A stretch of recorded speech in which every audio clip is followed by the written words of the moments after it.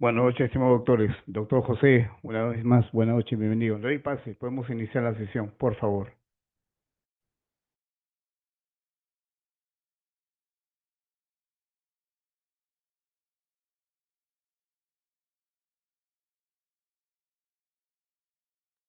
Aló, doctor José, ¿me copió?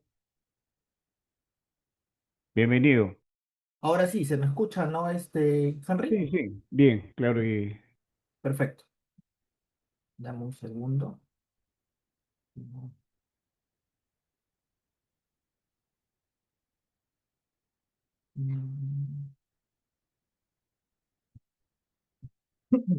Bien, listo. Vamos a empezar la sesión del día de hoy de este diplomado que hoy nos toca desarrollar un tema muy fascinante, un tema que también tiene que ver mucho con lo práctico, pero también con lo doctrinario, con lo histórico, que es el referido al control constitucional y todo lo que tenga que ver con los mecanismos de control constitucional. Bueno, la clase pasada, cuando hablábamos, hacíamos referencia a este fenómeno de la jurisprudencia constitucional y su posicionamiento aquí en nuestro país a partir del desarrollo, de la vigencia, de la instauración del Estado constitucional de derecho, también señalamos de que en el Estado constitucional la Constitución, que ya había aparecido en el Estado legal de derecho allá a finales del siglo XVIII, la Constitución en el Estado constitucional, a diferencia de el Estado legal de derecho, su forma de Estado jurídica anterior, precedente,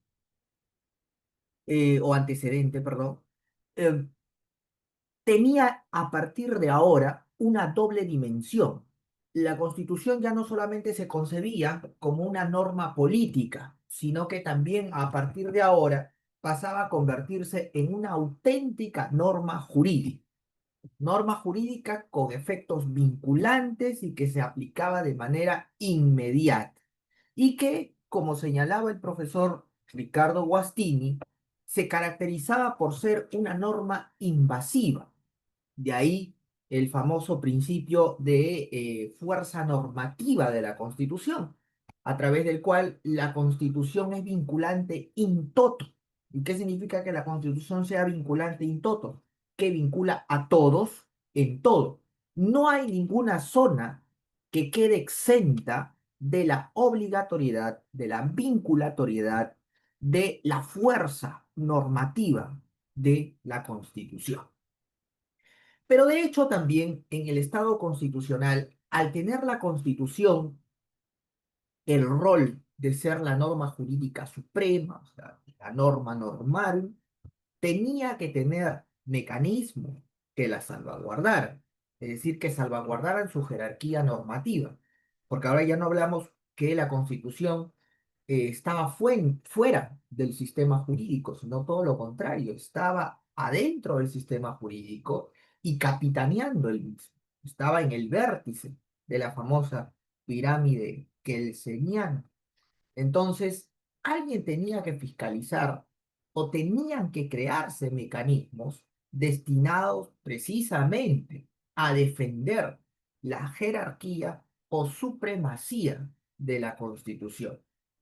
Algo muy importante porque este principio de constitucionalidad o principio de supremacía de la Constitución es un principio inherente al Estado constitucional de derecho, ¿ah?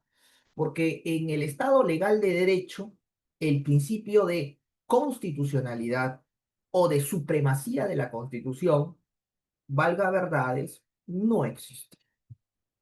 O si alguien por allí lo mencionaba, era simplemente pues a modo de referencia, a modo decorativo, ¿no? A modo de ayornamiento del sistema jurídico para decir, ah, la Constitución, porque ahí están los derechos, ahí está la estructura del Estado y se tiene que respetar, pero nada más. En el Estado legal de derecho, el principio que rige de manera suprema, de manera fundamental, de manera trascendente, es el principio de legalidad. No hay nada por encima de la ley. Este principio de legalidad, que es uno de los principios más importantes de la teoría del espíritu de las leyes de 1748, esbozada por Charles de Secondat, barón de la Bredé y Montesquieu. Montesquieu, en El espíritu de las leyes, en 1748, esboza dos principios que van a ser los principios o pilares fundamentales del Estado legal de derecho. En primer lugar, esboza el famoso principio de separación de poderes, que dicho sea de paso, si bien Montesquieu apuesta por darnos a entender que el Parlamento tendría que ser el primer órgano del Estado y que el Poder Judicial obviamente iba a ser pues el furgón de cola o la última rueda del coche dentro de estos tres poderes que él había configurado en su estructura estatal, tampoco dijo, pues, en ningún momento que esa legalidad o ese poder del Parlamento se convertiría en un poder omnímodo. No, él no dijo eso. Acuérdense que en el espíritu de las leyes, también Montesquieu habla de la necesidad y del deber, inclusive, de un check and balance, de unos pesos y contrapesos.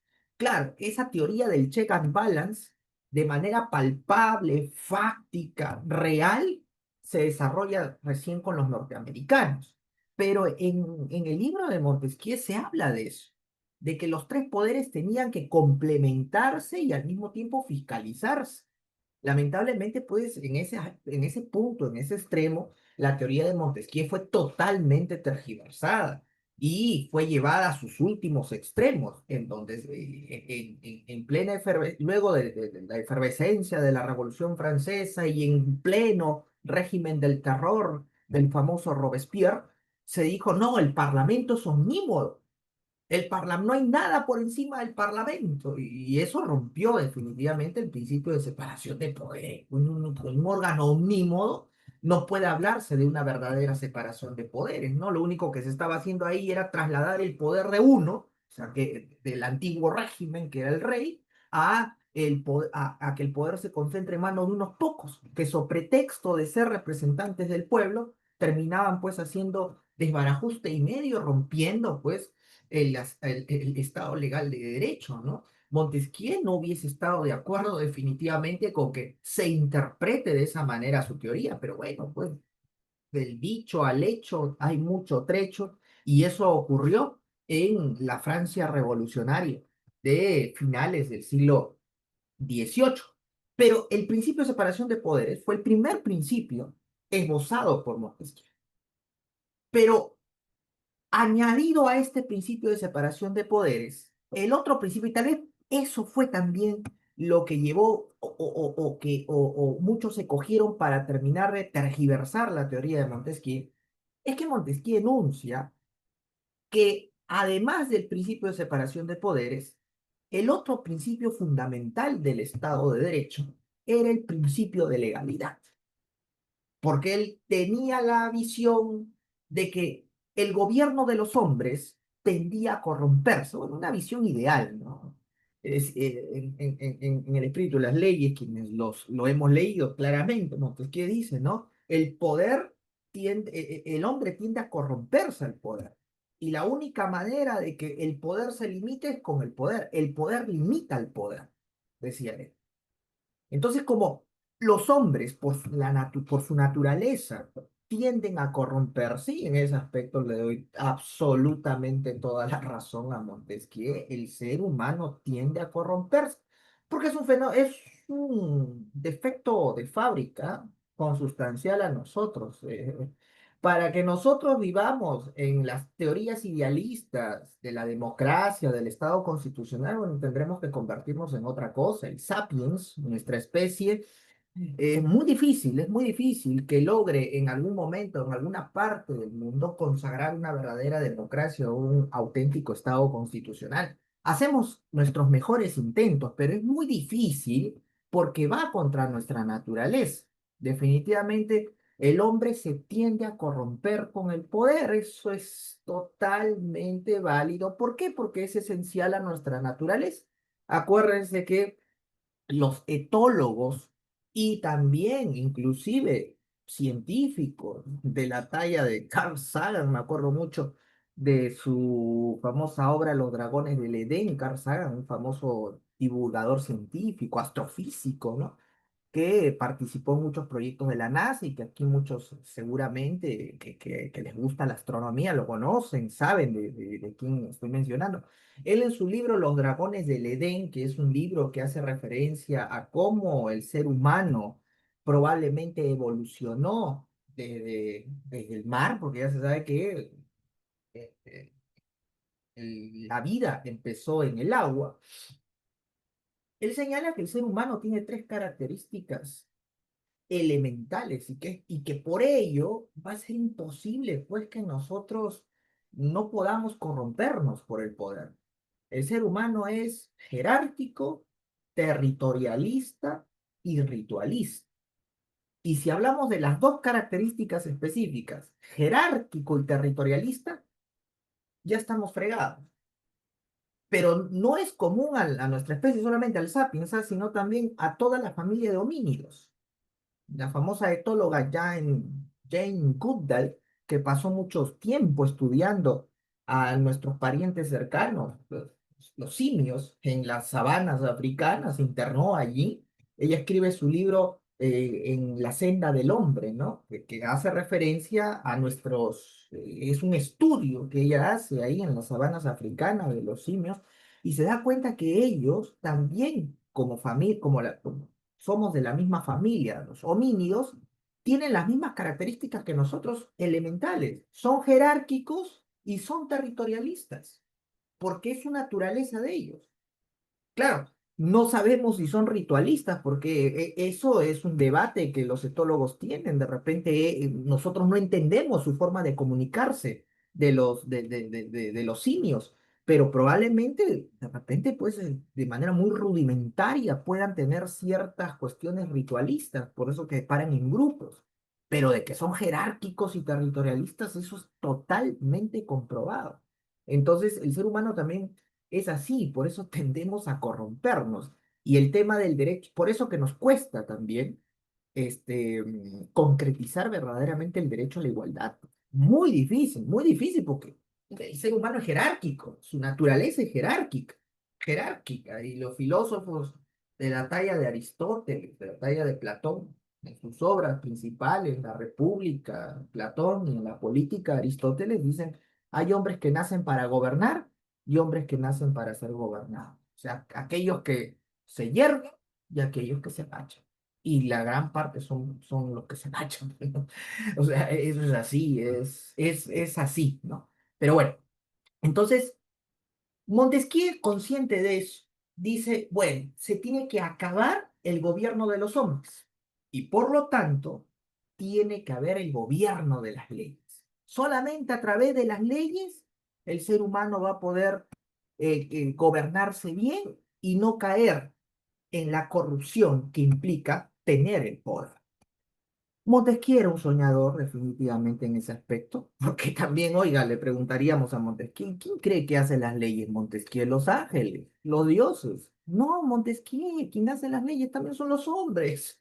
Y las leyes también pueden ser tergiversadas para favorecer intereses de repente ya no de uno, pues no, pero sino de unos pocos. Y eso se demostró en la práctica. Montesquieu no lo vio, por supuesto, porque murió años antes del estallido de la Revolución Francesa. Pero mucha gente que lo leyó, que lo escuchó, que estuvo, que fue discípulo, fueron discípulos de su obra, se dieron cuenta pues que allí él había idealizado, ¿no? Las leyes finalmente son creadas por el hombre. Entonces, el principio de separación de poderes y el principio de legalidad son los dos principios fundamentales y neurálgicos del Estado legal de derecho. Entonces, ahí en ese Estado de derecho no hay un principio de supremacía de la Constitución. Entonces no había necesidad de crear controles para proteger a la Constitución. Oye, pero la Constitución está, es la norma política, sí, pero es la norma política. Y como norma política no tiene efectos vinculantes, está fuera del sistema jurídico. En el vértice de la pirámide kelseniana, en el Estado de Derecho está la ley.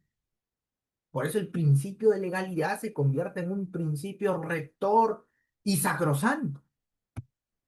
Pero eso cambia con el Estado constitucional. En el Estado constitucional, la Constitución se adentra en el sistema jurídico y se pone en el vértice de la pirámide.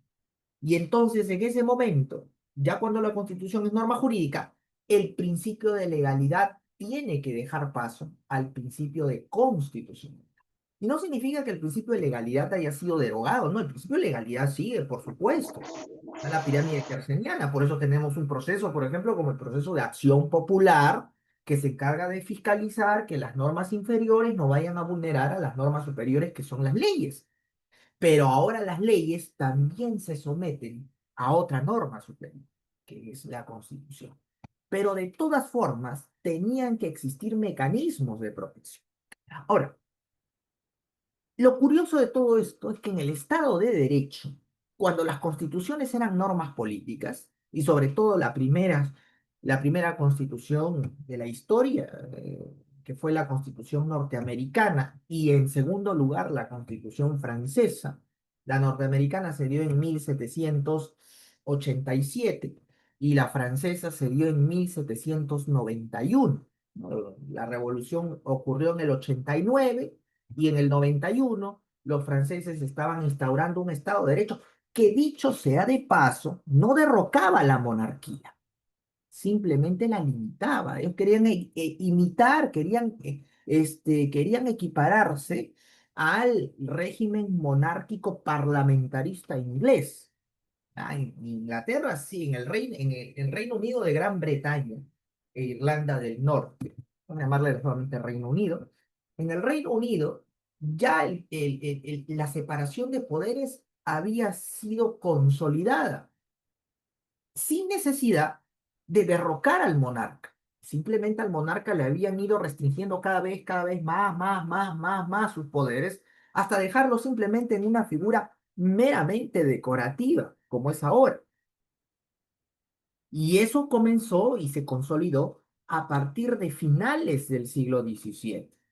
Por eso que Montesquieu, Rousseau, Diderot, Voltaire, Sieyes, Delamere y todos los grandes pensadores que fueron impulsores de la famosa Revolución de 1789 y que marcaron una época, el famoso siglo de las luces, estaban inspirados en lo que había sucedido en el Reino Unido.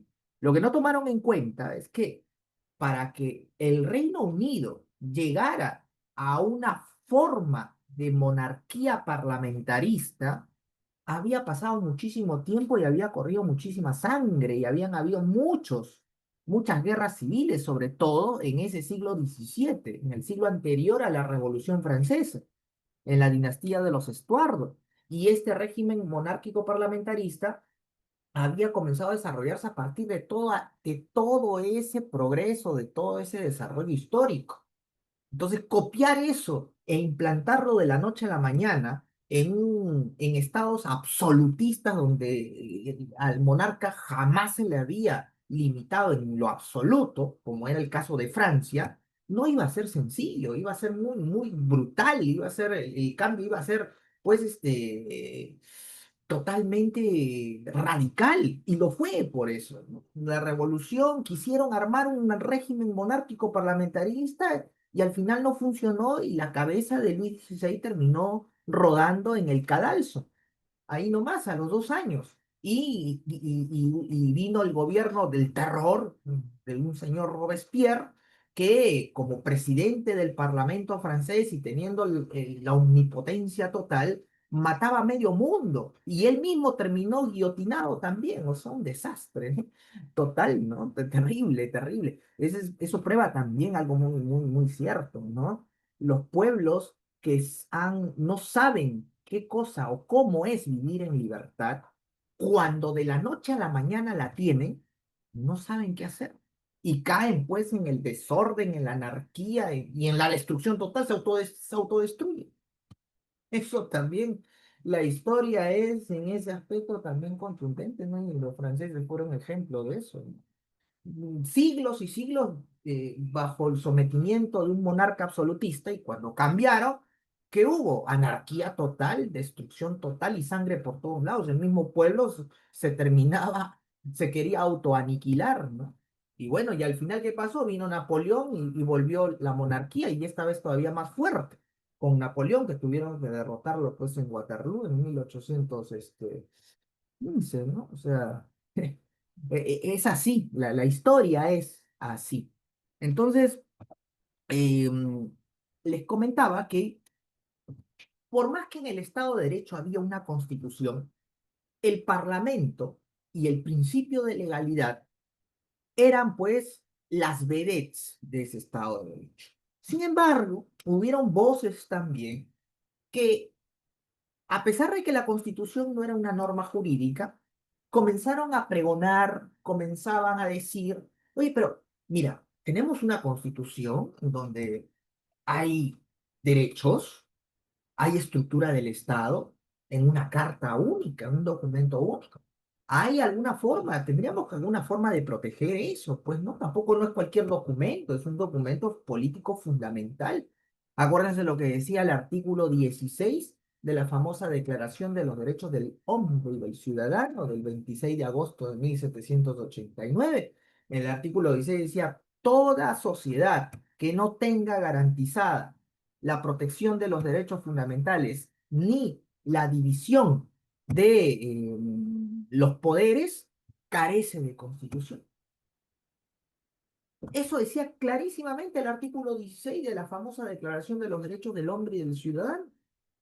Toda sociedad que no tenga garantizada la protección de sus derechos fundamentales ni la división del poder en sus órganos estatales, carece de constitución. Vean que este artículo 16 es el fundamento de las dos partes neurálgicas que tiene toda constitución escrita en el mundo: la parte dogmática de derechos fundamentales y la parte orgánica, la estructura del Estado. ¿Está? Entonces, los parlamentarios, los constituyentes franceses que elaboraron la Constitución de 1791 se preocuparon por eso y dijeron, bueno, ¿y ahora a quién le damos pues la protección de la Constitución? Bueno, quedó ahí, nadie dijo nada. Pasó un año, año y medio, la cosa no mejoró. El monarca Luis XVI, que era un inepto, seguía insistiendo en que no era posible que limitaran su poder, y entonces terminó enfrentándose abiertamente al Parlamento y a un pueblo que ya estaba sublevado, que ya estaba levantado, que ya estaba harto de un gobernante corrupto e inepto, porque eso era Luis XVI, un gobernante corrupto e inepto. Había llevado a la pobreza total a Francia. Francia en ese momento se encontraba en guerra con todos sus vecinos, con el peligro de que sea invadida en cualquier momento. No había plata para absolutamente nada, pero en la corte, en Versalles, se daban tremendos banquetes el rey y la famosa María Antonieta, que no se llamaba María Antonieta, sino se llamaba María Antonia. Ahí tradujeron mal, no sé por qué tradujeron, ¿no? Su nombre es María Antoinette, ¿no? Y Antoinette significa Antonia, como Antonio, ¿no? En francés. Entonces, no sé, ahí siempre dicen, no sé de dónde sacaron el término Antonieta, ¿no? Se llamaba María Antonia, que era, además, ni siquiera era francesa, era austriaca. ¿No? Ahí que se casaban pues las monarquías, ¿no? Entonces el pueblo no resistió más y se levantaron. ¿Por qué? Porque Luis XVI desconoció la Constitución francesa de 1791. Claro, porque no había ningún tipo de mecanismo de protección. Entonces, el enfrentamiento entre el Parlamento y la monarquía ocasionó ¿qué cosa? Ocasionó pues el régimen del terror. Ahí ustedes saben que nació esto también de la izquierda y la derecha, ¿no? Justamente en el Parlamento, cuando se reunían los famosos estados, porque así se le llamaba, ¿por qué estados? Porque el Parlamento en ese momento francés estaba compuesto por tres, vamos a decir, grupos, ¿no? La nobleza con el rey en primer lugar, en segundo lugar el clero y en tercer lugar estaba el pueblo. Ese era el tercer estado, el pueblo, ¿no? Y obviamente la monarquía por acá, con la nobleza y el clero. Y entonces dice que los que se sentaban para el lado del monarca, que se sentaban a la derecha, eran los conservadores, los que querían mantener la monarquía, una monarquía limitada y todo, pero querían mantenerla. Y los que se sentaban al otro lado, pues eran los más radicales, los que querían que no, que la monarquía desaparezca de una vez por todas. Y así nace, pues, la famosa derecha e izquierda, la derecha conservadora y la izquierda, pues, liberal, la izquierda, pues, algunos que le consideran anárquica, ¿no? Rebelde, así nació. Bueno, la cosa es que el enfrentamiento conllevó a un régimen del terror donde Robespierre, so pretexto de ser presidente del Parlamento, pues se puso a la cabeza del gobierno y comenzó a matar a medio mundo, sobre todo a los nobles y al clero, ¿no? Ya era la anarquía total, ¿no? La anarquía total que terminó con el mismo Robespierre muerto en la guillotina también. El pueblo se cansó de tanta sangre en su gobierno que lo terminó guillotinando también al hombre por asesino y genocida, ¿no? Era un tipo genocida realmente. Aunque era un tipo inteligente también, ¿no? Y tiene una famosa frase que dice siempre que cuando un pueblo está a punto de caer o está en la oscuridad, los patriotas tienen dos opciones, o lo dejan caer o luchan por recuperar, por salvar a esa patria, ¿no? Eso lo dijo Maximiliano Robespierre. Pero bueno, ya lo llevó pues al extremo, ¿no? Era demasiado, ya era un tipo demasiado descontrolado con el poder en las manos. Pero en su régimen del terror, Robespierre ya había emitido con el Parlamento una segunda constitución. O sea, él dejó de lado la constitución de 1791 que mantenía la monarquía y dio la constitución de 1793 que eliminaba la monarquía y convertía al Parlamento en el ente soberano. Cuando cae Robespierre, viene otra constituyente para elaborar la tercera constitución de Francia, la constitución de 1795. Miren, en 6 años Francia ya había tenido tres constituciones. Ahí es donde interviene el famoso Joseph Emmanuel Sieyès, que había estado presente antes de la revolución, que había estado presente durante la revolución y que había estado presente post-revolución y régimen del terror. Sieyès en ese momento era presidente, lo nombran presidente de la Asamblea Constituyente, que iba a elaborar la Constitución de 1795 luego de que ya sacaran del poder a Robespierre, porque el tipo estaba loco, quería matar a medio mundo, estaba matando a medio mundo, y obviamente lo terminaron matando a él también en la guillotina, que guillotinaba a todos, se terminó guillotinando a él, una cosa paradigmática. Pero Sieyès ocupó su lugar. ¿Y quién era este Sieyès? Sieyès había escrito en 1789, en plena efervescencia de la revolución, una obra chiquita, pero que ha pasado a la historia, que se llama ¿Qué es el tercer estado?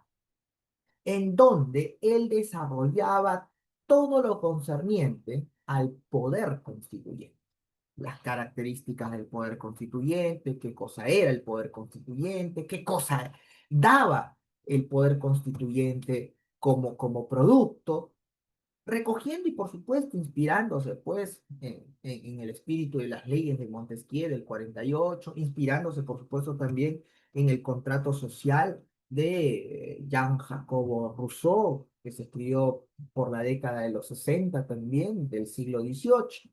Entonces, él había recogido todo ello y había esbozado esto.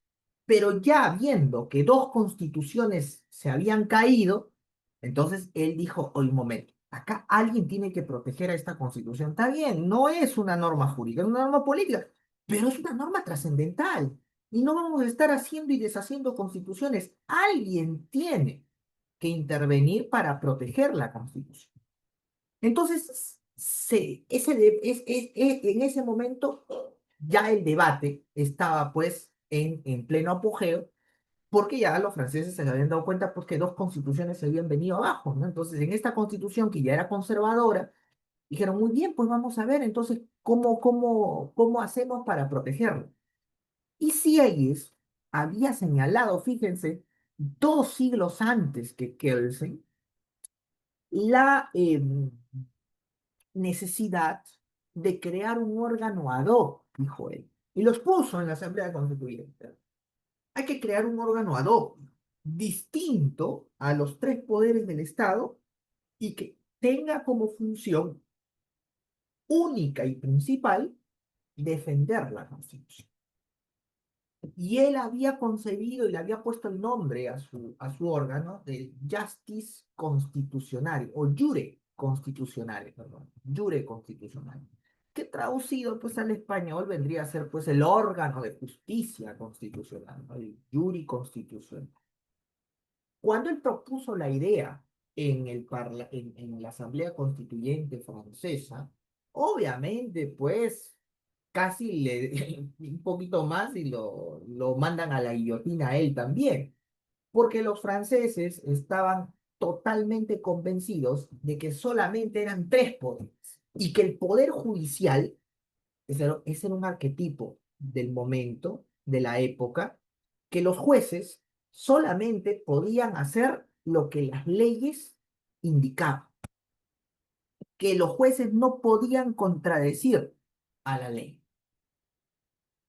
Y eso era, ¿por qué? Porque la sociedad francesa, igual que en realidad en general la sociedad europea, era reticente a darle libertad a los jueces, como sucedió en Estados Unidos por esas mismas épocas, porque la sociedad europea en general y la francesa en particular habían visto cómo los jueces eran pues la boca del rey, literalmente. Los jueces eran gente de confianza del rey y hacían todo lo que los reyes indicaran. Entonces, como castigo a eso, acogieron la tesis de Montesquieu y la llevaron al extremo en donde los jueces simplemente se convertían en títeres de la ley, en seres inanimados solamente encargados de aplicar la ley tal cual y como es.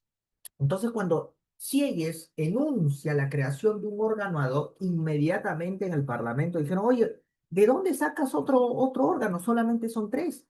Y ese órgano que tú estás diciendo, en realidad es una duplicidad del Poder Judicial. O sea, van a ser jueces constitucionales. O sea, tú quieres hacer un doble Poder Judicial. O sea, estás queriendo poner en tela de juicio el poder representativo soberano del Parlamento. Ah, no, esto es inadmisible. Y se opusieron drásticamente y casi, como les digo, si no era porque Sieyes dijo, no, no, no, es una idea nada más, no se vayan. No. En ese momento todo era radicalidad y todo el mundo tenía miedo de todo el mundo los manden a la guillotina. Entonces él retrocedió y dijo, no, no, no, es una idea, nada más. Ah, no, no, no. Pero ¿y entonces quién va a salvaguardar la Constitución? Se dijo que sí, el Parlamento era el primer poder del Estado. Y si el Parlamento representaba al pueblo, entonces ¿quién más para defender la obra política principal del pueblo? O sea, ellos. Y con esto nace el primer control constitucional de la historia, el control constitucional político, conocido también como control constitucional parlamentario, en donde el Parlamento defiende la jerarquía normativa de la Constitución. Bueno, en este caso la jerarquía política de la Constitución. Claro, que en ese momento los franceses no se daban cuenta de que quebraban un principio, pero bueno, no se dan cuenta, y si se dieron cuenta, les dio igual. El principio de imparcialidad. ¿Cómo es posible que el órgano que emite las leyes sea al mismo tiempo el que las controle? Pues no iba a haber parcialidad y no iba a haber imparcialidad nunca. Siempre ellos iban a salir a favor de su creación, la ley, como sucedió. Pero bueno, en ese momento, ya por lo menos de manera matizada, habían creado un órgano, un control constitucional, el primer control constitucional de la historia, el control constitucional político o parlamentario sobre las normas. Eso se replicó a los demás países europeos y, por supuesto, a los países latinoamericanos. El Perú tuvo control constitucional político sobre normas desde su primera constitución, la Constitución de 1823, hasta la Constitución de 1933. Es recién con la Constitución de 1979 que el control constitucional político sobre normas parlamentario se elimina y ahora tenemos un control constitucional jurisdiccional sobre las normas. Pero eso es a partir de la Constitución del 79. Es decir, 10 de nuestras constituciones han tenido control constitucional político o parlamentario, donde el Parlamento defendía la jerarquía de la Constitución. Es más, en la Constitución del 33, si ustedes revisan, dice un artículo, hace referencia a la inconstitucionalidad y dice que si algún ciudadano considera que una ley es contraria a la Constitución, puede denunciar la inconstitucionalidad en el Parlamento. Se presenta la denuncia de inconstitucionalidad ante el Parlamento, dice la Constitución del 33, y el Parlamento eleva la denuncia al Senado. Y será el Senado, decía la Cámara de Senadores, la encargada de determinar si la ley es o no es contraria a la Constitución. Si lo es, la deroga y emite otra en su regreso. Pero todo lo hace el Parlamento. Bueno, fueron pocas denuncias de inconstitucionalidad, casi contadas con las manos y que no tenían trascendencia, que no han tenido trascendencia en nuestra historia, que utilizaron ese artículo de la Constitución del 33 para plantear denuncias de inconstitucionalidad y activar este control constitucional parlamentario sobre normas, ¿no? Bueno, en la actualidad ya no tenemos control constitucional político parlamentario sobre normas. Y en el mundo, la mayoría de países, por no decir casi todos, ya no tienen ese control constitucional político parlamentario sobre normas. Han optado por el control constitucional jurisdiccional, que vamos a ver que puede ser concentrado o difuso, pero es jurisdiccional porque lo hacen los órganos jurisdiccionales. En el Estado de Derecho, el control constitucional existía, pero también era político, producto de que la Constitución solamente era norma política. Pues se dan cuenta, mira, todo está relacionado. Pero fíjense que hoy en el mundo hay un país, al menos que nos es familiar, que sigue teniendo control constitucional político parlamentario. Yo creo que no solamente por tradición, sino también por efectividad, ¿ah? Han logrado superar esto del principio de imparcialidad, me parece bien, que es Francia. Los franceses mantienen su control constitucional político parlamentario hasta el día de hoy sobre las normas. Allá en Francia, los jueces no inaplican las normas, o sea, no pueden hacer control difuso.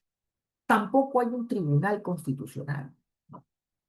En Francia lo que existe es un Consejo Constitucional, que es un órgano adscrito, un órgano que pertenece al Parlamento, que ojo, está integrado por parlamentarios, que, claro, una de las características que tienen que ser juristas, que tienen que ser de profesión abogados, y además está integrado de manera voluntaria por los expresidentes de Francia, que lo pueden integrar de forma vitalicia, una vez que dejan el cargo de presidente. Por ejemplo, Macron el inefable Macron, puede integrarlo. Lo ha integrado también en su momento, Mitterrand, que fue presidente de Francia, ahora lo puede integrar si es que quiere, Emmanuel Macron cuando termine su mandato, ¿no? Bueno, hay presidentes que no lo han integrado y otros que lo han hecho de manera, pues, temporal, ¿no? Pero los presidentes pueden integrar ese Consejo Constitucional francés. Entonces, ese Consejo Constitucional francés es el órgano encargado de recibir las denuncias de inconstitucionalidad contra las leyes que aparentemente vulneran la Constitución. Y ellos deciden si la ley es o no es contraria contra la norma jurídica suprema de los franceses. Y fíjense que lo han hecho tan bien, Jacques Chirac también en su momento, presidente de Francia, también integró este, el Consejo Constitucional, pero lo hizo de manera temporal, ¿ah? El que más lo integró y por un poco más de tiempo fue el famoso Mitterrand, ¿no? Vamos a ver si Macron lo integra al terminar su mandato. Bueno, con las tonterías que hace el presidente francés, no sé. Pero bueno, la situación es que ese Consejo Constitucional es tan bueno resolviendo demandas de inconstitucionalidad que sus resoluciones, a pesar de que no es un órgano jurisdiccional, es un órgano político, porque pertenece al Parlamento, como lo estoy diciendo, sus resoluciones son citadas por los tribunales constitucionales de otros países europeos, el Tribunal Constitucional Español, el Tribunal Constitucional, la Corte Constitucional Italiana, el Tribunal Federal Alemán, el Tribunal Constitucional Austriaco, citan las resoluciones del Consejo Constitucional francés cuando tienen que resolver algún proceso de inconstitucionalidad.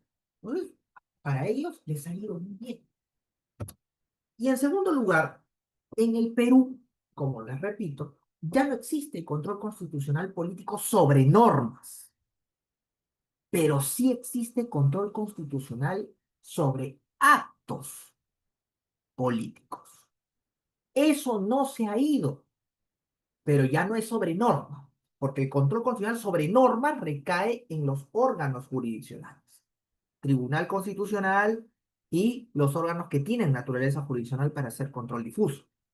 Ahorita les voy a mencionar. Pero sobre actos políticos sí hay control constitucional, pero un control constitucional meramente sobre actos políticos. Por ejemplo, cuando se decreta un estado de emergencia o un estado de sitio, los estados de excepción, claramente la Constitución en el artículo 200 infine y el mismo Código Procesal Constitucional dicen que en un estado de excepción se puede plantear una demanda de amparo, una demanda de habeas corpus, ustedes saben, inclusive a favor de derechos que se encuentran válidamente restringidos, como la libertad de tránsito o la libertad de reunión. Pero lo que advierte la Constitución, clara y rotundamente, y el Código hace eco de ello, es que los jueces solamente se limitarán, los jueces constitucionales se limitarán a determinar si hubo o no hubo afectación de los derechos fundamentales en un estado de excepción, desde el punto de vista de la razonabilidad y la proporcionalidad. Pero lo que nunca van a poder hacer es pronunciarse sobre los motivos, causas o justificaciones que dieron origen al estado de excepción.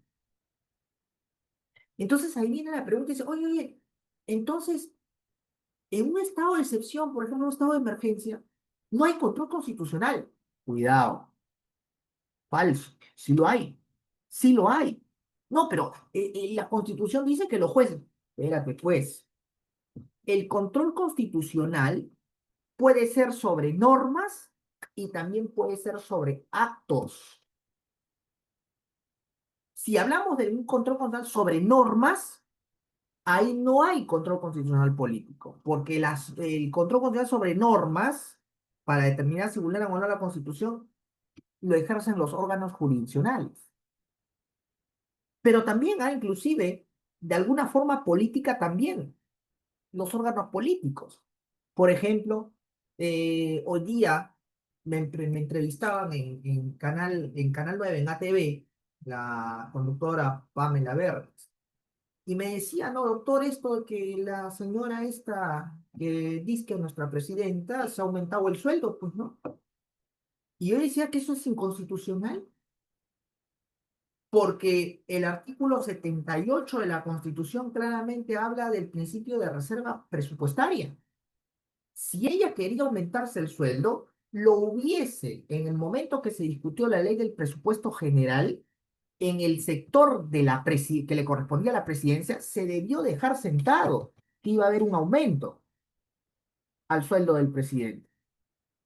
Y si no se hacía ahí en el momento de la aprobación de la ley general del presupuesto, el Ejecutivo debió mandar un proyecto de ley al Congreso solicitando que se iba a dar el aumento y el Congreso decidir. Pero hacerlo así como lo ha hecho, mediante un decreto supremo, eso es abiertamente inconstitucional. Entonces, la periodista me preguntaba, entonces, doctor, claro, bueno, en ese caso, cualquiera podría plantear una demanda de acción popular contra el decreto supremo, porque está vulnerando la Ley General de Presupuesto y también está vulnerando la propia Constitución en su artículo 78. Pero además de ello, le digo, porque a veces el proceso judicial es muy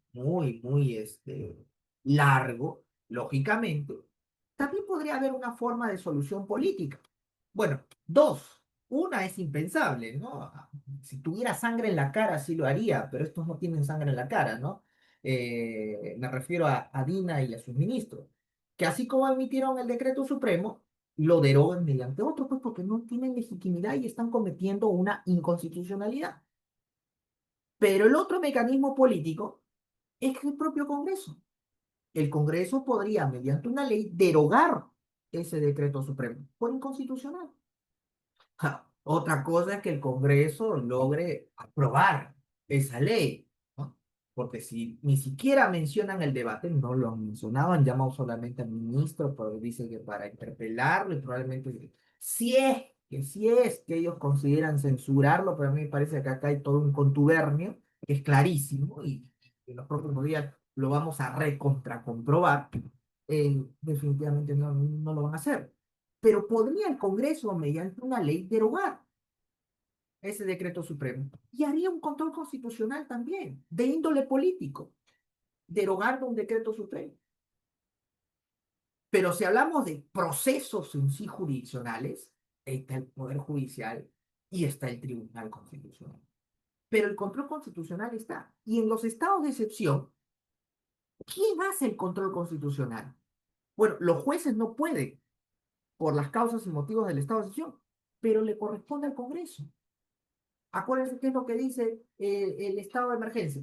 Se decreta el estado de emergencia por 60 días dándole cuenta al Congreso. ¿Y para qué le va a dar cuenta al presidente? ¿Para que sea simplemente su mesa aparte? No, para que el Congreso analice si los motivos, causas o justificaciones que origen al estado de excepción son o no son correctos. ¿Hay control constitucional? Sí, es político, sobre actos. Estado de emergencia. O sea, hay un control constitucional político. Igual el presidente de la República también tiene una forma de control constitucional político. Acuérdense lo que dice el artículo 118, inciso 1 de la Constitución. El presidente es el primer guardián de la Constitución. Bueno, ya ahí entra otro debate que ahorita les voy a mencionar, ¿no? Que se dio a inicios del siglo XX. Pero el presidente también es guardián de la Constitución y él debe proteger, en primer lugar. Y además, el presidente también puede controlar al Parlamento. Por ejemplo, ahí tenemos, pues, el cierre del Congreso, ¿no? Una forma también de controlar al Parlamento cuando el Parlamento no le da la confianza a dos gabinetes consecutivos. Y cuando hay choque, pues, el presidente puede cerrarlo. Y es una forma de control constitucional porque no lo está dejando gobernar, pues, dentro del marco del Estado constitucional. O sea, ese tipo de control constitucional sobre actos es político. Lo que nosotros ya no tenemos es un control constitucional político sobre normas específicamente, a través de procesos. Ya no, eso le corresponde a los órganos jurisdiccionales. ¿Ya? Entonces, la figura del antejuicio y el juicio político también son formas de control constitucional sobre actos que realiza el Congreso de la República. Entonces, se dan cuenta de esta situación. El control constitucional puede ser jurisdiccional o político. Político es muy amplio. Jurisdiccional ya se centra en la cuestión de normas y solamente se da a través de determinados órganos de naturaleza. Muy bien, entonces, este es el control constitucional político parlamentario, el primer control que surgió para fiscalizar a la Constitución como norma a finales del siglo XVIII. En el otro lado del Atlántico, en las costas de las norteamericanas, donde estaban las 13 colonias que posteriormente se juntan para crear lo que actualmente es los Estados Unidos de Norteamérica, la cosa fue diferente. Si bien las ideas, como les mencionaba, vinieron de Europa, los norteamericanos tuvieron la sapiencia, tuvieron la prudencia y tuvieron la astucia de replantearse y discutir muchas de las ideas que venían de Europa y no solamente aplicarlas como autómatas, porque, como allá están aplicadas cosas que está de moda, acá también lo aplicamos. No, no, los norteamericanos de ahí fueron muy hábiles, muy sabios inclusive. Y entonces ellos rápidamente se dieron cuenta que en este principio de separación de poderes de los franceses, esto de que el primer poder sea el parlamento era un peligro y por eso repotencia el otro principio que es como la otra cara de la moneda de la separación de poderes que los franceses prácticamente cancelaron, que es el principio del check and balance, los pesos y contrapesos. Quienes priorizan este principio fueron los norteamericanos, porque se dieron cuenta que sin check and balance el riesgo era muy notorio de que al final el poder de uno termine siendo traspasado al poder de unos pocos, que sobre pretexto de ser representantes del pueblo iban a hacer y deshacer. Ya no iba a haber un rey, iba a haber un conjunto de reyes que se reunían en un parlamento. Y los norteamericanos, no, no, no, no, ahí está mal. Y también se dieron cuenta de que el principio de legalidad no venía solo, que ese principio de legalidad también se tenía que traspasar a la Constitución y que al traspasarse a la Constitución, el principio de legalidad se convertía en otro principio, el principio de constitución. Y allí los norteamericanos se dan cuenta de que la Constitución no bastaba con que sea una norma política, tenía que convertirse en una auténtica norma jurídica para que el principio de constitucionalidad fuera pues realmente efectivo. Y entonces, rápidamente los norteamericanos, de Estado legal de derecho, pasan a convertirse en poquísimos años en Estado constitucional. Los norteamericanos dan su constitución en 1787. En 1790 ya estaban dando las 10 primeras enmiendas. Pero en 1789, o sea, 2 años después de dar su constitución y un año antes de dar sus 10 primeras enmiendas, que son la declaración, el Bill of Rights, o sea, la declaración de derechos de la Constitución norteamericana, Alexander Hamilton, en el Federalista número 78, el Federalista, tengo por acá, tengo tantos libros pero la editorial F sacó el compendio del Federalista, muy interesante, ¿ah?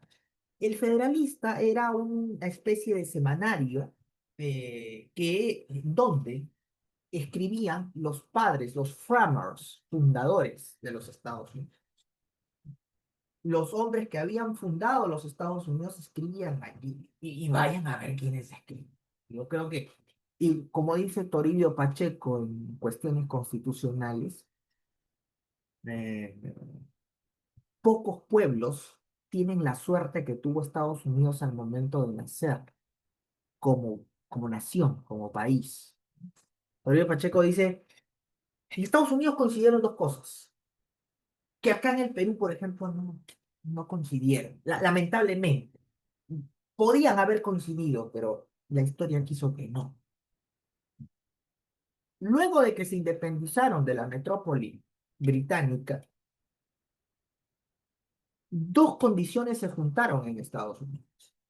La primera, que en ese momento histórico, coincidente de forma maravillosa para un país, se encontraban presentes las mentes más preclaras, más lúcidas, las luminarias mentales e intelectuales que puede tener un país.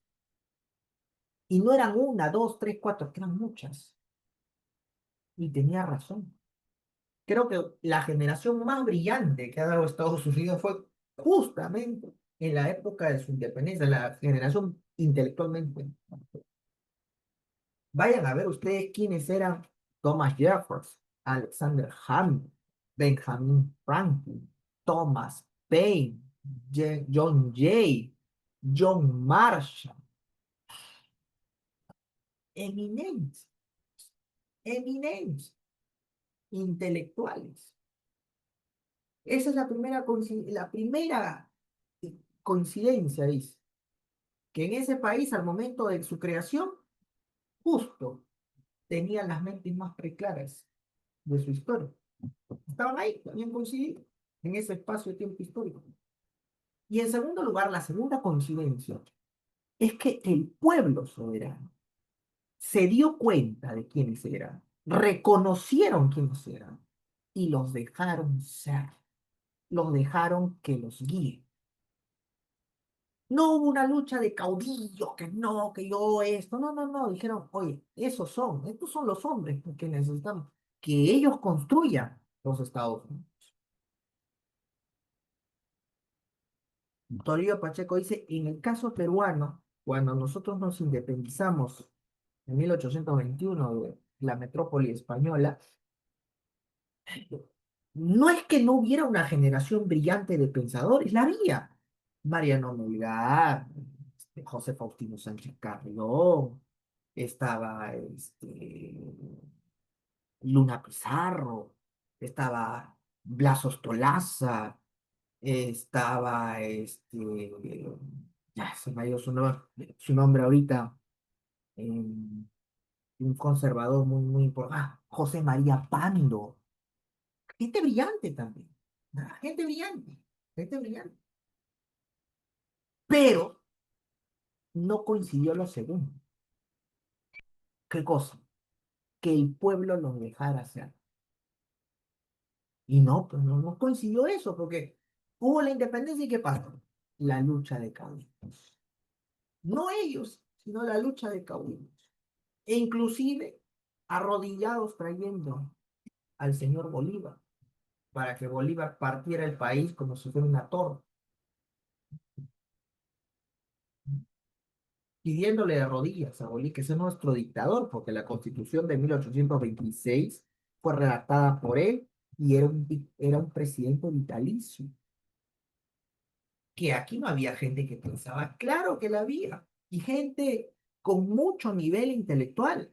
El problema es que nuestro pueblo no nos dejó ser, no nos dejaron que nos guíen. Preferimos el caudillismo a los ambiciosos y al talento. Entonces, en Estados Unidos, ellos se dieron cuenta de que la Constitución tenía que ser una auténtica norma jurídica. Y desde el momento lo hicieron. En el Federalista 78 que le decía, donde todos estos eminencias escribía, Alexander Hamilton, en la edición número 78 establece las bases de la Judicial Review of Legislation, el control difuso de constitucionalidad. Cuando Hamilton se pregunta en el Federalista 78, fíjate, en 1789, o sea, finales del siglo XVIII, y cuando Estados Unidos recién había emitido su constitución 2 años antes. Ahí nomás, Hamilton se pregunta y dice, ¿qué cosa es la constitución para nosotros? La constitución es una norma jurídica. ¿Qué es una norma jurídica? La norma jurídica suprema. Fíjense, norma jurídica suprema. ¿Y quiénes son los intérpretes de las normas jurídicas? Los jueces. Entonces, si la Constitución es la norma jurídica suprema, le corresponde a los jueces ser sus intérpretes. Esto rompía con la tesis francesa. No, los franceses eso ni concebían, imposible que el juez tenga no, no, no, no, no, no, sí, los jueces son intérpretes. Y Hamilton dice, y en caso de conflicto entre la ley y la Constitución, el juez tiene que preferir a la Constitución. Y también finaliza diciendo, y yo no estoy diciendo con esto, dice Hamilton, de que el juez esté por encima del legislador. No, check and balance, check and balance. No, acá no, ninguno tiene poder omnímodo. Lo que yo estoy diciendo aquí es que la obra del poder constituyente originario, Constitución, no puede ser quebrada, ni vulnerada, ni violentada por la obra del poder constituido, que es la ley. Y si la ley osa violentar a la Constitución, ahí está el juez, que tiene que tener el rol fiscalizador para evitar esa vulneración. Control difuso. Claro, él no le pone el nombre. En UNSO van a pasar 12 años más aproximadamente para que el señor John Marshall, en el famoso caso Marbury versus Madison, dijera, eso que dijo el señor Hamilton se llama Judicial Review of Legislation. Y yo en este caso lo voy a... Por eso que en Estados Unidos se dice, ¿quién creó el control difuso? El control difuso lo crea el binomio Hamilton-Marshall. ¿Por qué? Porque Alexander Hamilton lo enuncia en el Federalista número 70, edición número 78, en 1789. Y Marshall lo lleva a la práctica ya en un caso en concreto, el famoso y emblemático caso Marbury versus Madison, en 1803.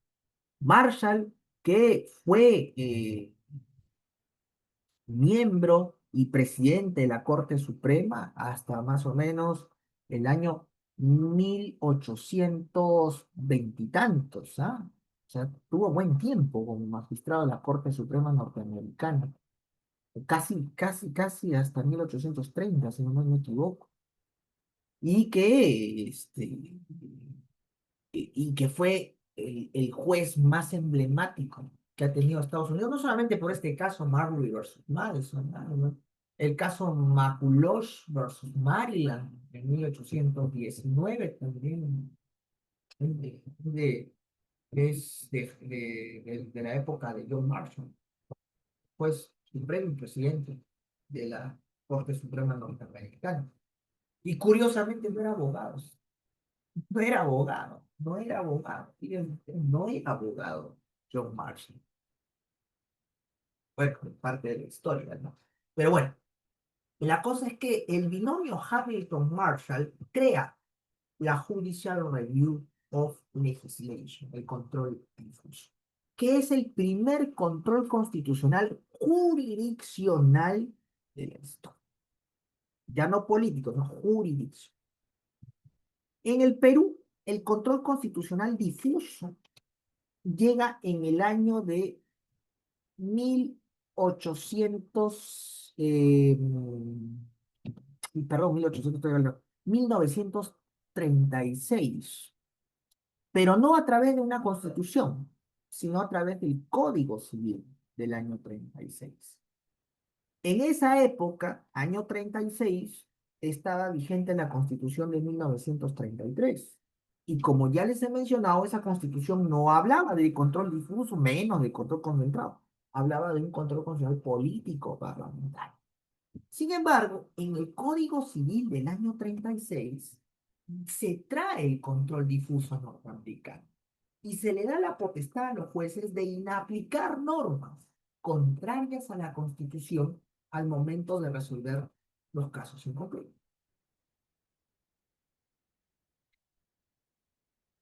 Resulta que Domingo García Belaúnde, eh, saben, el padre del derecho constitucional peruano, comentaba de que él había hecho un estudio y había investigado, porque él es un, como él se define, ¿no? Él es un ratón, ¿no? De biblioteca, tipo, un hombre muy culto, ¿no? Un maestro, sin duda alguna.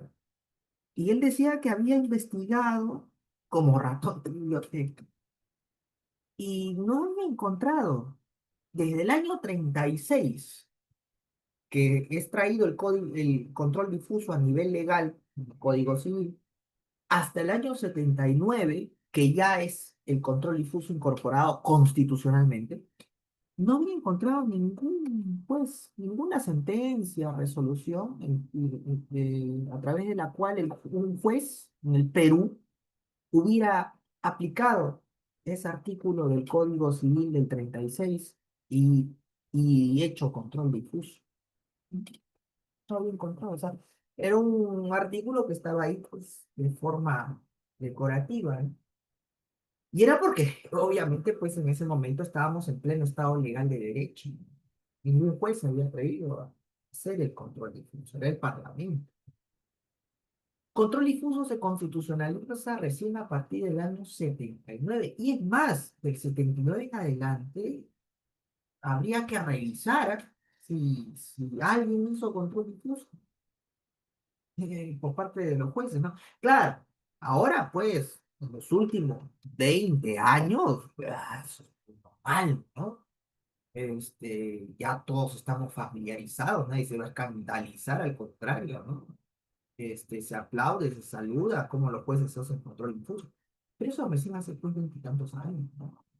Pero en la década de los 90 un juez había hecho control difuso, o en la década de los 80 dudo mucho también que haya alguna sentencia. Puede haberlo, no digo que no, pero sería pues algo muy excepcional, ¿no? Muy excepcional. Entonces, el control difuso recién se constitucionaliza en el Perú en la Carta de 1971, pero ya había sido incorporado a nuestro ordenamiento en el año 36. Ahora, ¿cuáles son las características del control difuso? Rápidamente, son cuatro características. Su propio nombre, difuso, ¿por qué? Porque lo puede ejercer cualquier juez, sin importar su rango o jerarquía. Segunda característica es incidental. ¿Por qué? Porque no se requiere de un proceso principal. En cualquier proceso de verificar que una norma es contraria a la Constitución y obviamente aplicando los requisitos que vamos a mencionar, los jueces pueden realizar el control difuso. Tercera característica es que es interpartes, solamente alcanza para el caso en concreto. Y la cuarta y última característica es que inaplica la norma. Inaplicar no significa expulsar o derogar. Inaplicar solamente significa que la norma, el juez no la aplica a ese caso porque considera que es contraria a la Constitución. Pero la norma sigue vigente, se aplicará a otros casos, pero para ese caso no, porque es contraria a la Constitución. Ahora, el Tribunal Constitucional determinó dos cosas importantes en torno al control difuso en nuestro país. El artículo 138 de la Constitución del 93, que claramente pueden ver, ¿no? Dice, ¿no? Los jueces deben preferir a la Constitución por encima de toda norma, control difuso. Pero eso es pues una frase, es un precepto muy genérico. El control difuso es un arma muy poderosa que tienen los jueces, porque no pueden después estar inaplicando normas a tontas y a locas, a diestra y siniestra. Eso sería un peligro para el orden jurídico, para la seguridad jurídica, para el cohesionamiento del sistema. Eh, no, no. Entonces el Tribunal Constitucional estableció requisitos para que se aplique el control difuso. Son cuatro requisitos, ojo que son precedente constitucional. Algunos lo van a encontrar, lo pueden encontrar también en el artículo, en el primer párrafo del artículo sexto del título preliminar del Código Procesal Constitucional, pero el Tribunal Constitucional los tiene como precedente constitucional. En el expediente 3741-2005, proceso de amparo TC, el caso Ramón Salazar Yarlén. En Salazar y Arlente, el tribunal establece que son cuatro requisitos que los jueces tienen que hacer para realizar el control difuso debidamente.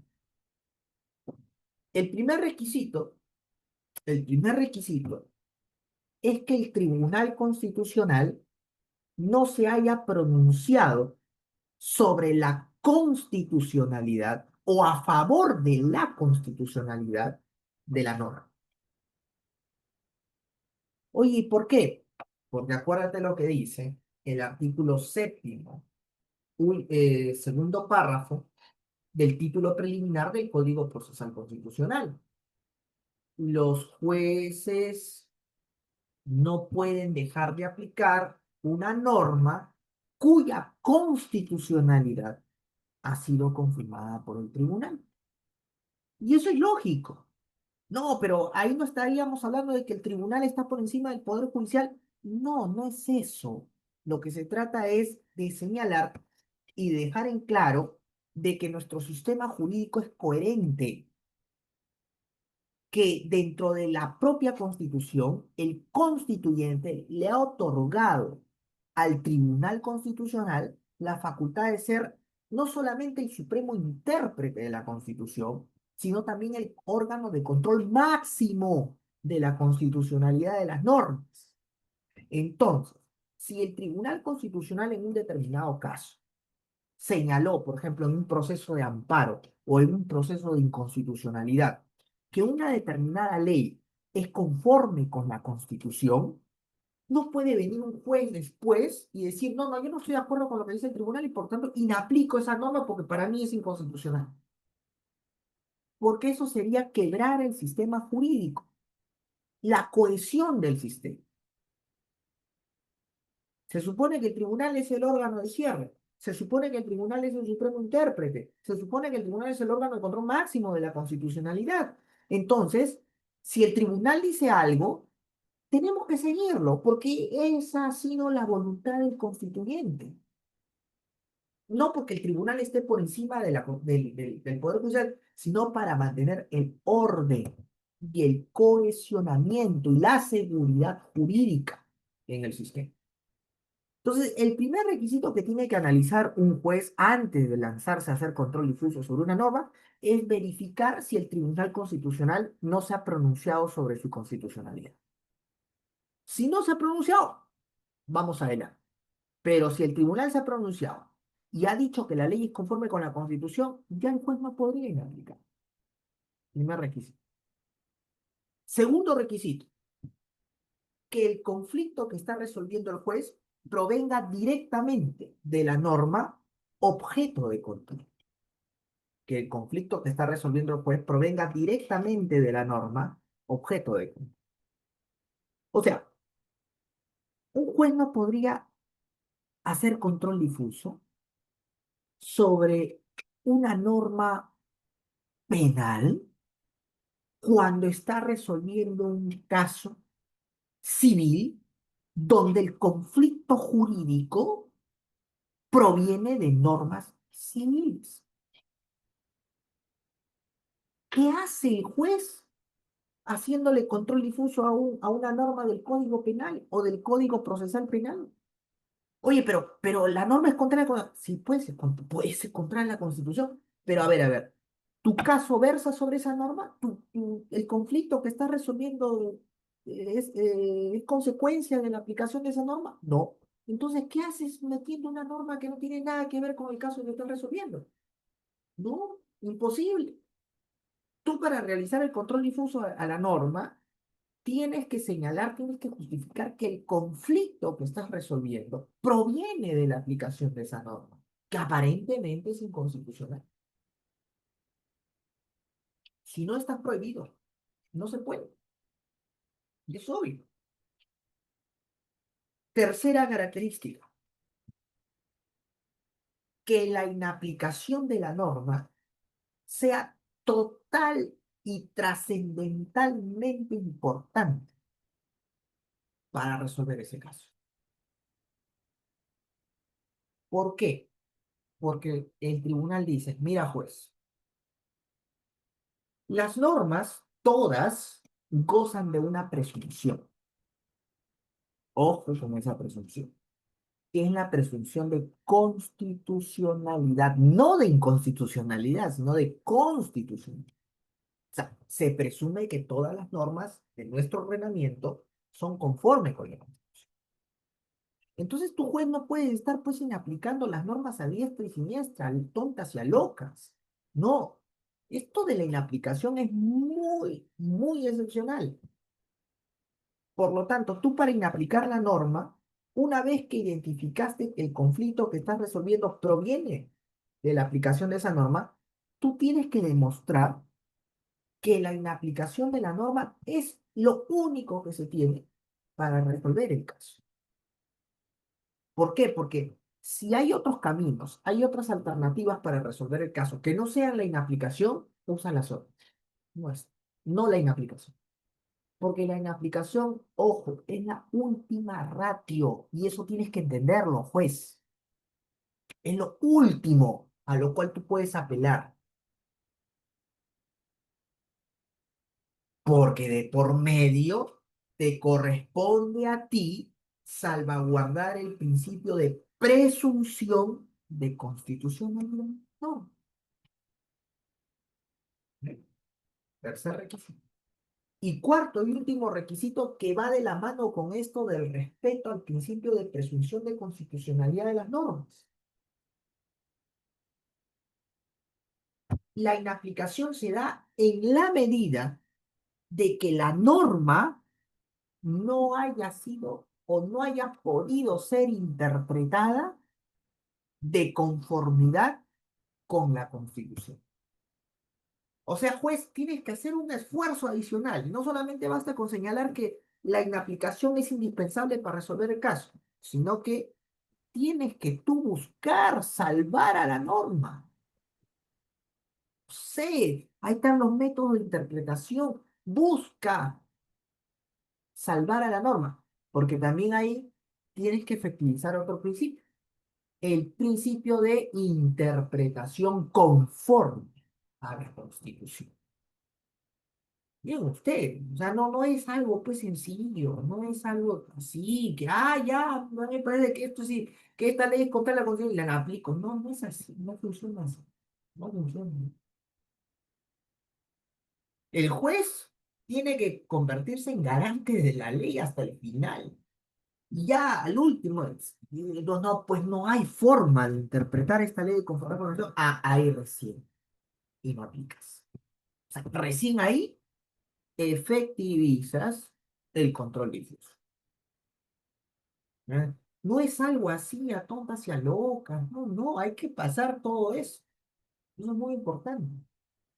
Ojo, los cuatro requisitos que estamos mencionando acá son precedente constitucional, sentencia Ramón Salazar y Arlenque.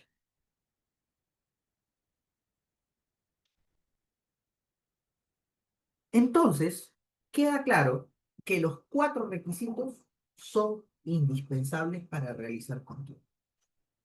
Eso es el primer punto que el Tribunal Constitucional desarrolló. El segundo punto que el Tribunal Constitucional desarrolló en torno al control difuso, que es importante, es acerca de quiénes podían hacer este control difuso. Ya queda claro que es el Poder Judicial, o sea, los jueces, ¿no?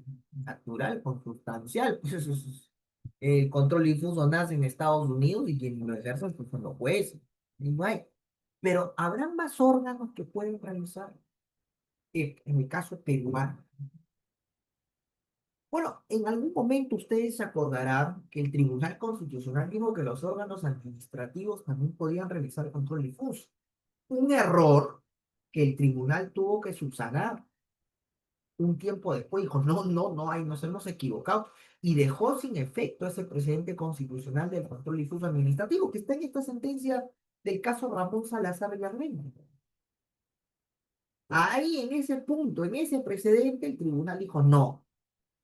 ¿En qué caso? En el caso Consorcio Requena. Ahí el tribunal dijo, ese control administrativo no va. Y dio unas razones, dijo que las razones eran porque el control difuso es de índole o de naturaleza jurisdiccional y los órganos administrativos no tienen naturaleza jurisdiccional, tienen naturaleza cuasi jurisdiccional, pero no jurisdiccional. Eh, Fue un tema muy debatible en su momento, un tema muy debatible. De hecho, yo puedo hasta cierto punto cuestionar eso. ¿Ah? Pero bueno, no nos vamos a distraer en ese punto de que si los órganos administrativos pueden o no pueden hacer control difuso y por qué, y las razones por las cuales el tribunal en primer lugar dijo que sí y luego dijo que no, porque ese sería un debate hartamente, pues, amplio, ¿no? Lo que sí, no, lo que sí tenemos que decir es que quiénes son los órganos ahorita. Ya los órganos administrativos no pueden, pero ¿quiénes son?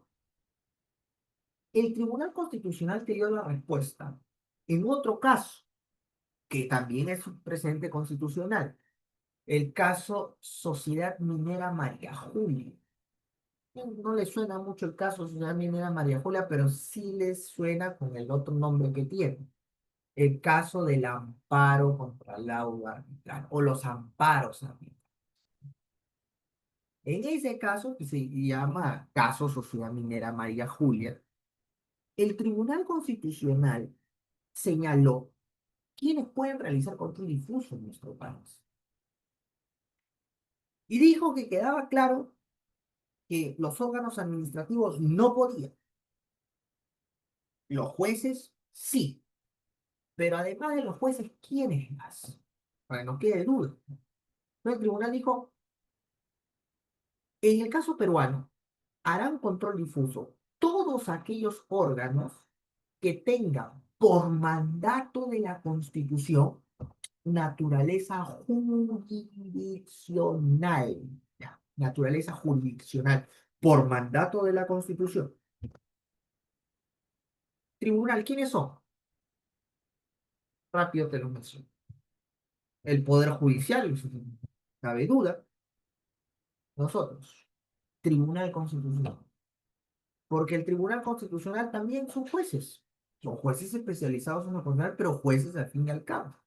Ahí el tribunal está reafirmando lo que le decían así ellos, pues, ¿no? Cuando quería crear su jury constitucional, ¿no? Le dijo, ah, oye, estás creando jueces, sí, pero jueces constitucionales, no, no puede ser. Tribunal, pues, reafirma que en verdad, porque es la verdad, pues, son jueces también. Jueces especializados en lo constitucional, pero jueces al cabo. Entonces, el Tribunal Constitucional también puede hacer. Además que hay otra razón, ¿no? Una razón de lógica elemental que señala que quien puede lo más, puede lo menos. Si el tribunal puede hacer control concentrado, con mayor razón también puede realizar. Parece bien. Una cuestión de lógica, este, no, no, de lógica elemental. Bueno, ¿quién más? Tres, la jurisdicción militar. Porque acuérdense que el artículo 138 habla, 139, perdón, habla que además del Poder Judicial, la naturaleza jurisdiccional también la tienen los juzgados militares. ¿Quién más? Los tribunales arbitrales. Sí, porque la Constitución le otorga a los árbitros naturaleza jurisdiccional. ¿Quién más? Quinto, el Jurado Nacional de Elecciones, porque el jurado también tiene naturaleza jurisdiccional en materia electoral, pero también tiene naturaleza jurisdiccional. Y finalmente, artículo 149 de la Constitución. Las comunidades campesinas y nativas en el ámbito de su especialidad, de su territorialidad. Las comunidades campesinas y nativas también tienen naturaleza jurisdiccional por mandato de la Constitución en su territorio. Control y control. Entonces, todos estos órganos que acaba de señalar, que se acaban de señalar, son los únicos que pueden hacer control difuso porque, como dice el tribunal, la Constitución les ha otorgado naturaleza jurídica. Nadie más puede hacer control difuso, o sea, inaplicarla. Los demás, Ministerio Público, Congreso de la República, Presidente de la República, pueden hacer control constitucional, sí, pero no el difuso. Control constitucional en el sentido de siempre tratar de que las normas no vulneren a la Constitución, pero no pueden inaplicar, porque eso es una competencia exclusivamente jurisdiccional. Pero de que podemos hacer control constitucional, sí, lo podemos hacer. Y hay órganos que ejercen control constitucional político, como les digo, sobre actos, pero no inaplican, no inaplican. Las consecuencias son diferentes. ¿Ven? Entonces, esto es con respecto al control difuso. El segundo control constitucional, entonces, en aparecer en el mundo, ya no es de naturaleza política, es de naturaleza jurisdiccional, el control difuso. Siguió pasando el tiempo y regresamos a Europa. Y en Europa continental, ese control constitucional político parlamentario ya se había desnaturalizado por completo. A inicios del siglo XX ya se veía que el poder del parlamento era omnímodo, omnipotente, omnipresente e ilimitado. Y que los parlamentos simplemente hacían y deshacían dentro de el esquema estatal.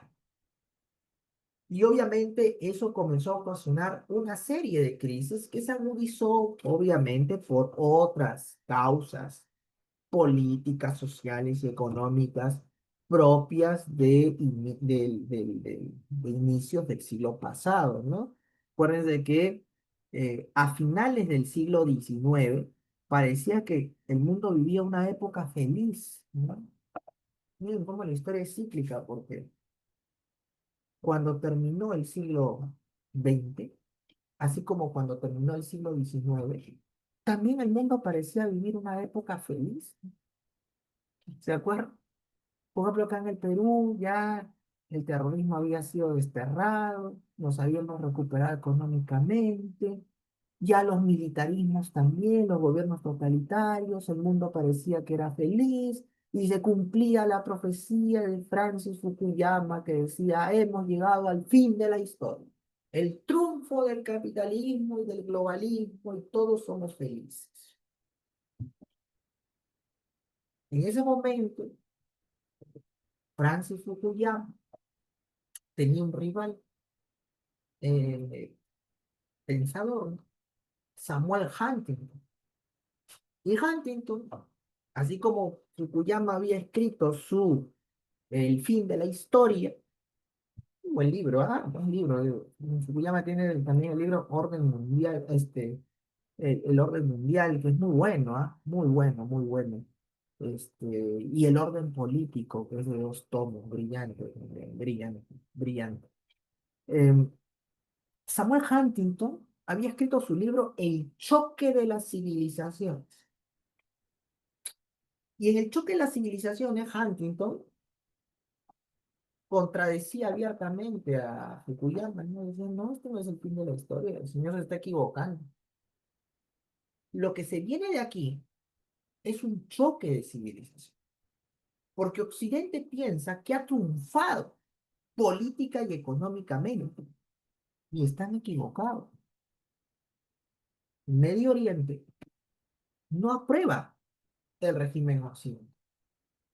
Y en el Asia, China está despertando como el león dormido, dispuesto a conquistar lo que dejó pendiente de conquistar en el siglo XV. cuando eran la primera potencia del mundo, en plena edad moderna. Se han demorado 5 siglos en despertar los chinos, pero ya despertaron. Y ahora van a cumplir lo que dejaron de cumplir en el siglo XV y por eso los europeos le ganaron. Pero ahora ya no están dispuestos a repetir esa historia. Y Huntington se dio cuenta de eso, dijo, "No, lo que se viene no es el fin de la historia, es el comienzo de una nueva, en donde van a haber problemas dramáticos". Nadie le hizo caso, no, está mal, Huntington, no, acá todos son felices. ¡Pum!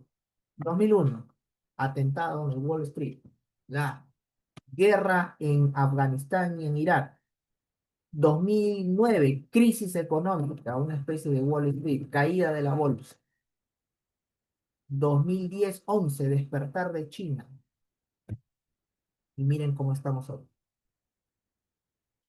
¿Quién tuvo razón? ¿Fukuyama o Huntington? Yo creo que nos equivocamos. Se equivocó Fukuyama con todo el respeto y la admiración que uno pueda tener, porque es un brillante pensador, ¿eh? Pero ahí se equivocó.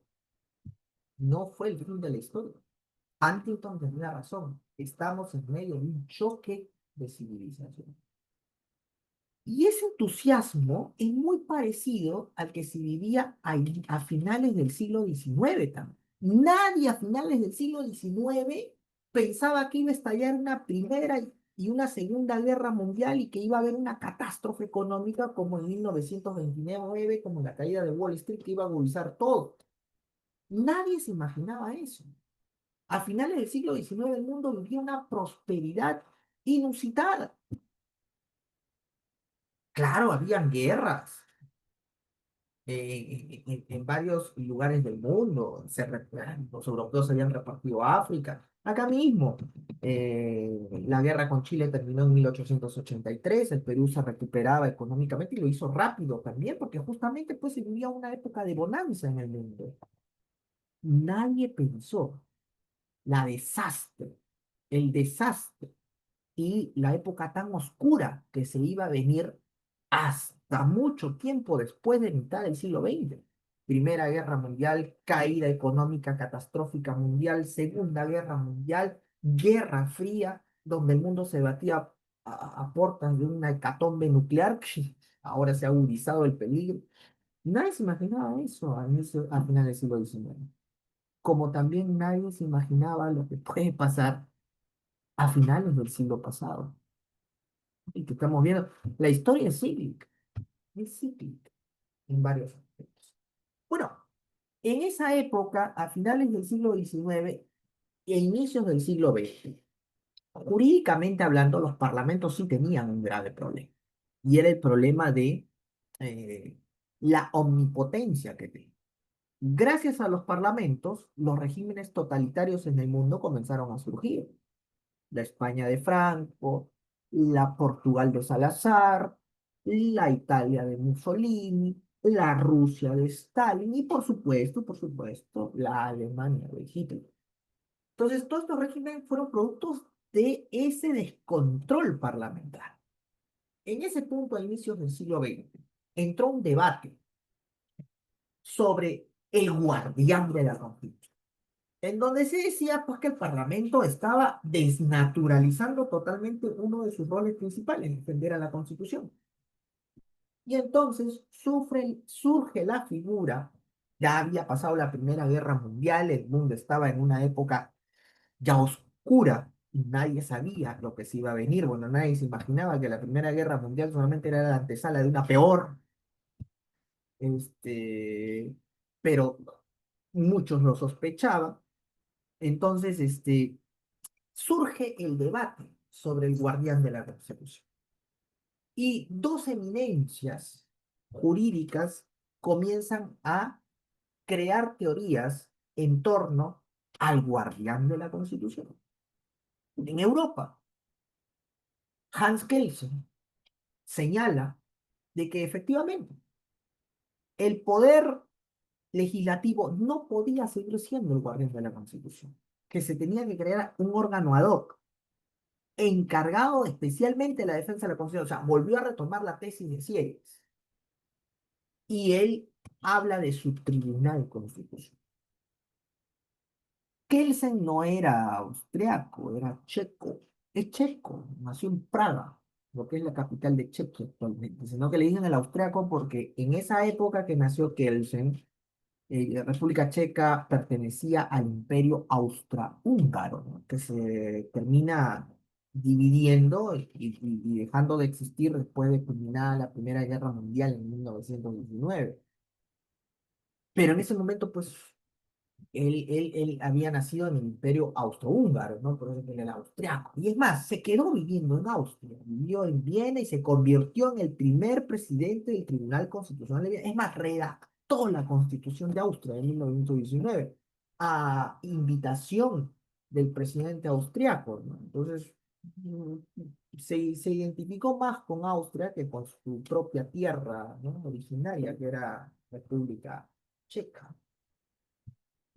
Terminó ahí en Austria y ahí creó su tribunal constitucional. Pero ahí al costadito, Alemania, que venía derrotada de la Primera Guerra Mundial, con un caos político y económico terrible, vio surgir la figura de otro hombre, eminente, Carl Schmitt. Y Schmitt, también igual que Kelsen, señalaba que el Parlamento no podía ser el guardián de la Constitución, pero que él no estaba de acuerdo en crear un órgano ad hoc, porque, como le lo acusaron así ellos, ¿no? Estaba duplicando el órgano judicial. Entonces él consideraba que quien debería ser el guardián de la Constitución era el primer mandatario de la nación. Para él, el guardián de la Constitución debería ser el presidente. ¿Quién más que él? Decía Schmidt en su obra, este, El guardián de la Constitución. Él dice, ¿quién más que él, que el presidente de la República, para salvaguardar la Constitución? Porque el presidente no solamente eh, es el primer mandatario, sino que es elegido por el pueblo. Por eso que cuando en 1933 Adolf Hitler asume el poder absoluto en Alemania y junta el cargo de canciller, porque ya era canciller desde el año 32, a la muerte de Hindenburg en el 33, el presidente alemán, él junta el cargo de presidente y el cargo de canciller y se autonombra el Führer de Alemania. Cuando sucedió esto, Carl Schmitt, que estaba mirando todos esos acontecimientos, ahí está. Él es el hombre que está concretizando mi teoría porque tiene dos cosas que lo respaldan, la legalidad y la legitimidad. La legalidad, las normas. El Parlamento le ha entregado el poder absoluto y efectivamente el Parlamento el Reichstag alemán le entregó el poder absoluto a Hitler. No es que Hitler se lo pidió, no, no, se lo dio. Se lo dio. Y además gozaba de legitimidad, del respaldo, del clamor popular. Claro, Schmidt no se dio cuenta que al final Hitler pues destrozó la constitución alemana de Weimar y él se convirtió en amo y señor de Alemania y ganó, o sea, régimen totalitario absolutista, ¿no? Y a Schmidt lo acusaron de ser pues el jurista del nacionalsocialismo. Lamentablemente se quedó con ese estigma, ¿no? Por más que logró escapar a Estados Unidos después de la Segunda Guerra Mundial, murió estigmatizado. Pero era un pensador brillante, un hombre intelectualmente hablando sobresaliente, ¿no? El hecho de que él se haya equivocado en el apoyo a un régimen no lo descalifica en lo absoluto, ¿ah? Acá todo el mundo habla de Kelsen. Quienes han leído la obra de Schmidt se han dado cuenta que Schmidt en muchos aspectos es más completo que Kelsen. Ah, no, sí. No porque sea schmittiano, ¿ah? No porque sea schmittiano, sino que es un tipo brillante. Desde el punto de vista de los juristas, constitucionales que ha dado Alemania, como Hermann Heller, Rudolf Schmenck, que fueron contemporáneos de él, y posteriormente Konrad Hess, Peter Haber, Jürgen Habermas, entre otros, pienso yo, que Schmidt es uno de los más brillantes, si no el más brillante constitucionalista alemán del siglo pasado, ¿no? Pero bueno, terminó estigmatizado, ¿no? Y obviamente en ese debate sobre el guardián de la Constitución, culminada la Segunda Guerra Mundial, Kelsen fue el que ganó. Y los tribunales constitucionales perduraron y se proliferaron en Europa y también pues en Latinoamérica. Pero vuelvo a repetir, alguien que haya leído las obras de Schmidt no me va a dejar mentir que es un hombre brillante intelectualmente, con una vasta cultura que no solamente abarcaba lo jurídico, sino también lo filosófico, también lo histórico e inclusive también lo sociológico. En su obra La dictadura, brillante. Su obra sobre el parlamentarismo, brillante. Por más que no estemos de acuerdo con sus ideas, pero él consideraba pues de que el sistema parlamentarista y judicial era un peligro para un auténtico Estado constitucional. Estemos o no estemos de acuerdo, yo creo que podríamos discutirlo abiertamente, pero bueno, no es este el momento. La situación es que Kelsen sale triunfado y a partir de Kelsen se instaura el segundo control constitucional jurisdiccional en el mundo, el control constitucional concentrado, ¿no? Que tiene características que son las siguientes. Es especializado porque lo ejerce un órgano ad hoc, Tribunal Constitucional, Corte Constitucional, Sala Constitucional, tiene diversos nombres, Tribunal Federal, le llaman los alemanes, ¿no? Es principal porque ya no se ejerce a través de cualquier proceso, no, se requiere un proceso principal, el proceso de constitucionalidad. Tercera característica es erga omnes, porque alcanza a todos. Y finalmente, expulsa la ley. Y la expulsión no es inaplicable. La expulsión es que si el tribunal declara fundada la demanda de inconstitucionalidad, al día siguiente la norma deja de existir, deja de aplicarse en todo nuestro ordenamiento jurídico. Esas son las características principales del control concentrado que se plasma en el control, en el proceso de inconstitucionalidad en nuestro país. En el Perú, el control concentrado llega con la Constitución de 1979 y se mantiene con la actual Constitución de 1900. En consecuencia, nosotros tenemos los dos controles jurisdiccionales, el difuso y el concentrado, lo que ha dado origen a que se comente y obviamente de manera asertiva de que nosotros tenemos un modelo dual o paralelo. ¿Y qué cosa es el modelo dual o paralelo de control constitucional? El modelo dual o paralelo es aquel modelo en donde los dos controles coexisten, el difuso y el concentrado, pero sin mezclarse. Como diría el constitucionalista Eguiguren Prael, de manera bastante clara y sencilla, marchan juntos, pero no revueltos. Control difuso por su lado, con todo lo que hemos señalado, y el control concentrado en el proceso de inconstitucionalidad de manera monopólica por parte del Tribunal Constitucional. Entonces,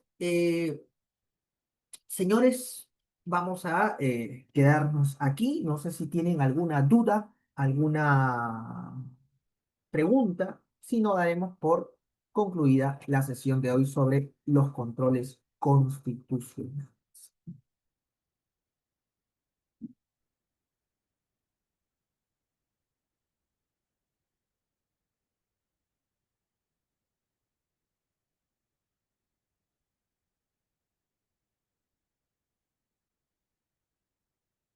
No, creo que no tenemos ninguna duda.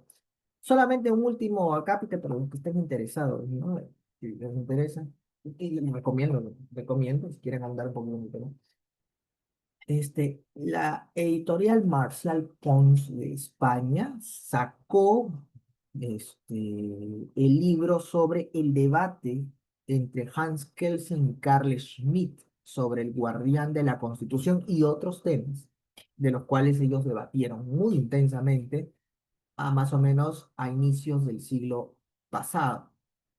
Es un debate muy intenso porque se menciona de que ellos debatieron no solamente a través de escritos, porque uno sacaba una obra, el otro sacaba otra obra para refutarle la obra del contrincante, no el enemigo, sino el contrincante intelectual, sino que además tuvieron un momento de debate presencial, más o menos en finales de la década de los 20, poco antes de que el Partido Nacional Socialista Alemán llegara al poder, porque obviamente cuando llegó al poder, al primero que votaron fue a Kelsen, ¿no? Porque Kelsen tenía ascendencia judía, entonces él, como muchos otros, salieron disparados de Alemania, pero antes de que llegara el partido nazi al poder, a inicios de la década de los 30, a finales de la década anterior, 20, ambos juristas tuvieron un debate presencial en Alemania que se comenta muchísimo y que solamente han llegado vestigios escritos de los alumnos, de los discípulos que fueron testigos presenciales de ese debate. Y se comenta, pues, ¿no? En este libro del debate de Hans Kelsen y Carl Schmitt, que lo tiene, como le digo, todos esos apuntes y pormenores, lo ha editado la editorial, reconocida editorial española Marcel Pons. Creo que también la editorial Tecnos sacó su versión. No sé, yo tengo la de Marcel Pons en donde se comenta que fue uno de los debates más laureados, más comentados, más esperados de Europa en esa época, no solamente de Alemania, de Austria y los países que están, sino de la época. Y fue tal la convocatoria que dice que los alumnos se quedaron, incluso los alumnos para presenciar el debate se subieron al techo del auditorio para escucharlos a ambos debatir sobre estas ideas del guardián de la Constitución, de la teoría de la Constitución, de la democracia, del Parlamento. Y fue muy intenso, lástima que no, no había en esa época pues grabaciones, ¿no?